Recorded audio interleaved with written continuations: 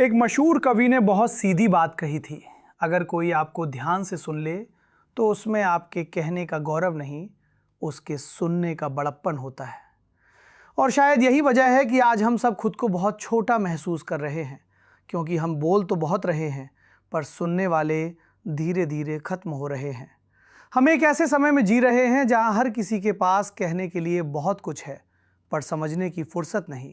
हर किसी के पास एक राय है, इतनी पक्की राय कि उसमें संशय के लिए 1 मिलीमीटर की जगह नहीं बची।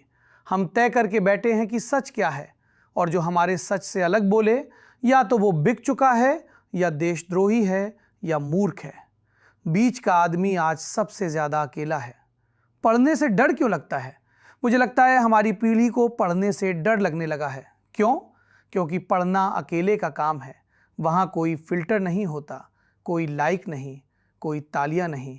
पढ़ते वक्त आप खुद से झूठ नहीं बोल सकते। जब आप पढ़ते हैं तो किताब आईना बन जाती है, और आईना हमेशा असहज करता है। वहाँ आपकी सारी कमज़ोरियाँ दिखती हैं, आपका गुस्सा, आपका डर, आपका अहंकार, आपकी क्रूरता। इसलिए हम रील देखते हैं, वीडियो देखते हैं, शॉर्ट्स देखते हैं, क्योंकि वहाँ हम सिर्फ उपभोक्ता होते हैं, जिम्मेदार इंसान नहीं। हम क्यों इतना गुस्से में हैं? आज हर कोई थोड़ा गुस्से में है। कोई अपने माता पिता से, कोई अपने करियर से, कोई अपने शरीर से, कोई अपने देश से, और सबसे ज़्यादा खुद से। हमारे ऊपर सिर्फ वायुमंडल का दबाव नहीं है, हमारे ऊपर तुलना का दबाव है। कितने फॉलोअर्स, कौन सी ब्रांड की शर्ट, कौन सा फ़ोन, कौन सी नौकरी, और अगर इनमें से कुछ नहीं हुआ तो हम खुद को नाकाम मान लेते हैं।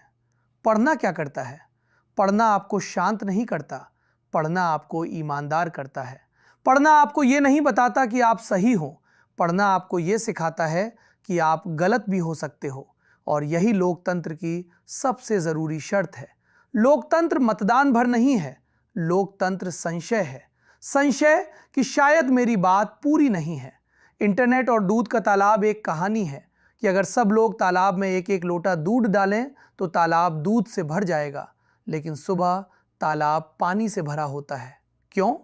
क्योंकि हर किसी ने सोचा बाकी तो दूध डाल ही रहे होंगे, मैं पानी डाल देता हूं। आज इंटरनेट पर यही हो रहा है। सब रिप्रोड्यूस कर रहे हैं, कोई ऑब्जर्व नहीं कर रहा, कोई 5 दिन खुद जाकर देख नहीं रहा। सब पहले से बनी राय कॉपी पेस्ट कर रहे हैं। पढ़ना सत्ता से आज़ादी है।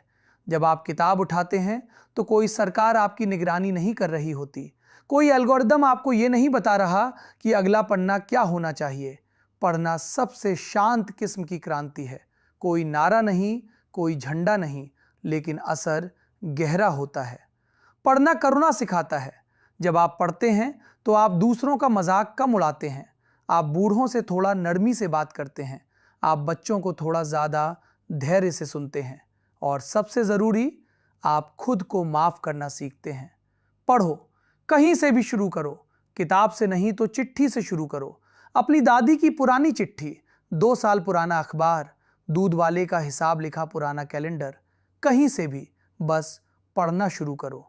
हमारी समस्या ज्ञान की कमी नहीं है, हमारी समस्या संशय की कमी है, और संशय पढ़ने से आता है।